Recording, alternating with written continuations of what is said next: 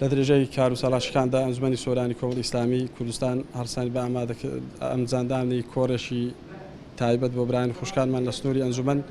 بۆ هەرێک لە بەرزان مامۆستا بڕوان گەڵاڵی بە بوونەی هاتنەوەی ساڵی 1939 کۆچی و هەڵوەستەکردن لەسەر کۆچ و هیجرەتی پێغمبەر عەلەیهی سەڵات وسەلام لە شاری مەککە بۆ شاری مەدینەی منەوەرە. لە تەوەرەی دومیشدا لە خزمەت مامۆستای بەڕێز و خۆشەویست دابنی مامۆستا موسلیم برایەتی